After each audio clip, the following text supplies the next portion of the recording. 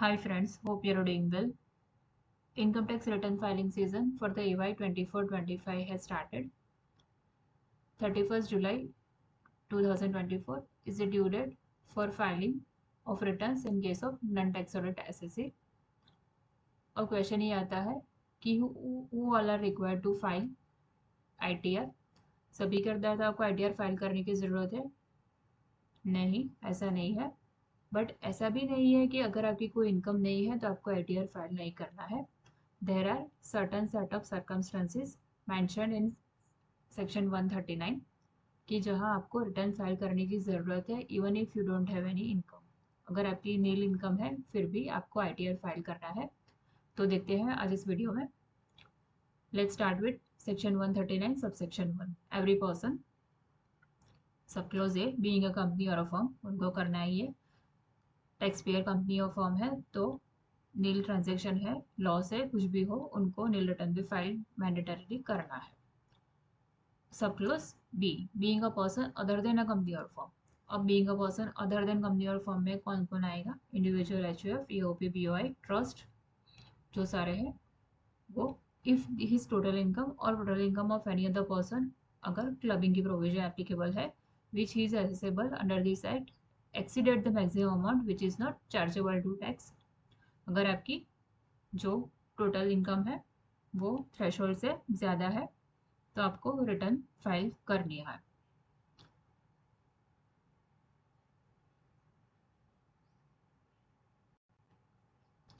ये return file करने की सबसे बेसिक जो कंडीशन है ये सबको पता है.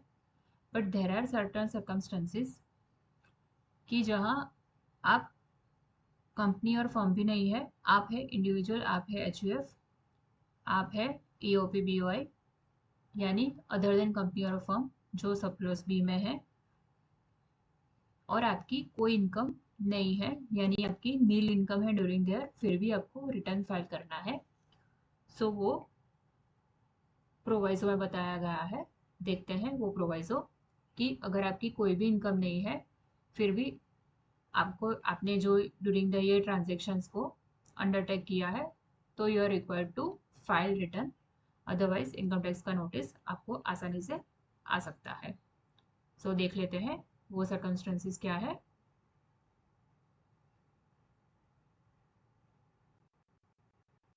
Provided also that a person referred to in clause B, yani other than company or firm, who is not required to furnish a return under this subsection and who during the previous year has deposited an amount or aggregate of amount exceeding 1 CR in one or more of the current accounts maintained with a banking company or a cooperative bank. यानी अगर आपने during the year 1 crore से ज़्यादा deposit किया है with a banking company और cooperative bank आपके current account में, तो even if you don't have any income you are set to file ITR.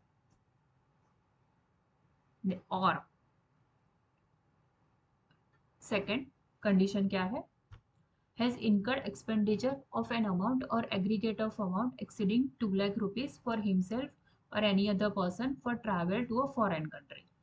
यानी अगर आपने during the year foreign trip की है और उसमें 2 लाख से ज़्यादा का एक्सपेंडिचर किया है आपके लिए या अपने फैमिली फ्रेंड्स किसी के लिए भी, अगर आपने 2 लाख स्पेंड किया है मिनिमम, तो आपको, और आपकी कोई इनकम नहीं है फिर भी आपको ITR फाइल करना है. और थर्ड कंडीशन है has incurred expenditure of an amount और aggregate of that amount exceeding 1 lakh rupees toward consumption of electricity. यानी आपका बिजली का बिल, लाइट बिल आपका 1 लाख से ज़्यादा आ रहा है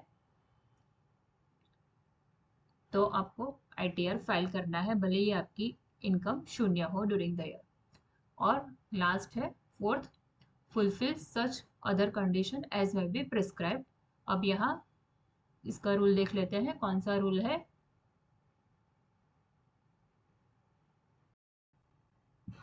so rule 12 is a rule under which this other certain conditions are specified for which you are required to file ITR even if you don't have any income or nil income. The condition for the furnishing return of income in respect of person referred in clause B of the subsection 1 of section 139 in terms of clause 4 of the 7 proviso to subsection 1 shall be the following, namely, if his total sales, turnover or gross receipts, as case may be, in the businesses exceeds 60 lakh rupees during the previous year. 60 lakh से ज़्यादा आपका turnover है. If his total gross receipts in professional exceeds 10 lakh rupees during the previous year, और professional अगर आप है तो 10 लाख से ज़्यादा आपके रिसिप्ट्स है. If the aggregate of tax deducted at source or tax collected at source in previous year in case of a person is 25,000 rupees or more, अगर आपका TDS और TCS मिला के 25,000 डिडक्ट हुआ है, और the deposit in one or more of savings bank account of the person in aggregate is rupees 50 lakh or more during the previous year, अगर आपने ड्यूरिंग द ईयर 50 लाख से ज़्यादा आपने सेविंग अकाउंट में डिपॉजिट किया है, तो आपको ITR फाइल करना है अगर आपकी नील इनकम है तो भी, प्रोवाइडेड यहाँ TDS की अमाउंट सीनियर सिटीजन के लिए इस प्रोविजन में 25 से बढ़ाकर 50,000 कर दी है. In case of an individual resident in India who is the age of 60 years or more at any time during the relevant previous year, the provision of clause 3 of shall have effect as if the words 25,000 words 50,000 had been substituted. So अगर आप इस rule में follow होते हैं और आपकी नील income है but आपका सेल्स टर्नओवर 60 लाख से ज़्यादा है, प्रोफेशनल रिसिप्ट 10 लाख से ज़्यादा है, TDS 25,000 से ज़्यादा कटा है, या सेविंग में आपने 50 लाख से ज़्यादा डिपॉजिट किया है, और है, कोई भी एक कंडीशन फुलफिल अगर आपकी हो रही है तो आपको ITR फाइल करना मैंडेटरी है. और उसके अलावा जो हमने ये कंडीशन बाकी की देखी कि आपने करंट अकाउंट में 1 CR से ज़्यादा डिपॉजिट किया है, या फिर फॉरेन ट्रिप की है 2 लाख से ज़्यादा की, या फिर 1 लाख से ज़्यादा आपका बिजली का बिल आ रहा है, तो आपको ITR फाइल करना है अगर आपकी इनकम 0 है तो भी.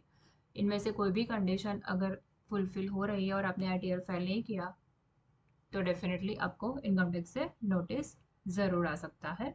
So please be cautious and careful. आप देख लीजिए अगर आपके इसमें से कोई भी कंडीशन फुलफिल हो रही है तो please file your return before the due date. ITR से जुड़ी कोई भी क्वेरी हो आप नीचे कमेंट बॉक्स में डाल सकते हैं. Thanks for watching my video. Have a good day.